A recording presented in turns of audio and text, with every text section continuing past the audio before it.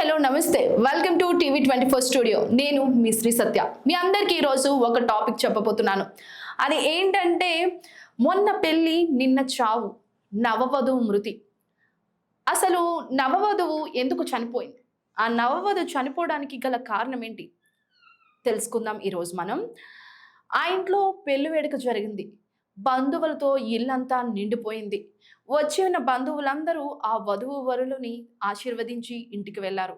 ఇంటికి వెళ్ళగానే వధువు ఆత్మహత్య అని ఒక ఫోన్ వచ్చింది.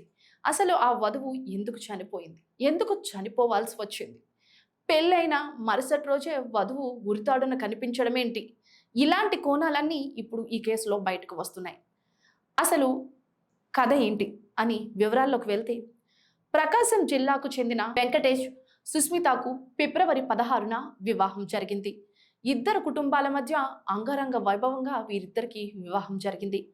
అయితే వివాహం జరిగిన 16వ తారీఖు 17వ తారీఖు వధువు వరులు సంతోషంగానే ఉన్నారు. 18వ తారీఖున వధువు అత్తగారింటికి వెళ్లే సమయంలో ఉరితాడున వేలాడింది.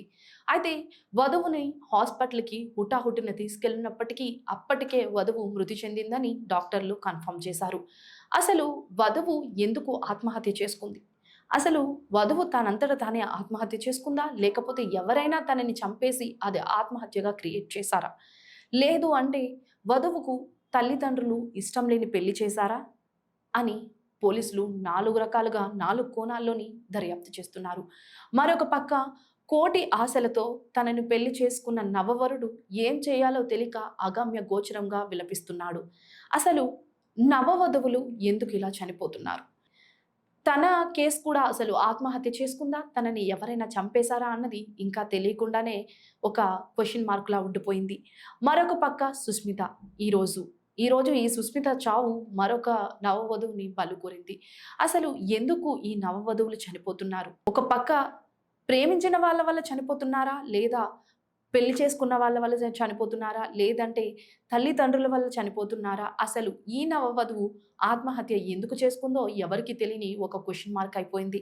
అసలు నవవధువులు ఎందుకు చనిపోతున్నారు? మీకు తెలిస్తే మా టీవీ 24 స్టూడియోకి కామెంట్ చేయండి. మీ కామెంట్స్ కోసం మేమెప్పుడు వెయిట్ చేస్తూ ఉంటాం. Thanks for watching.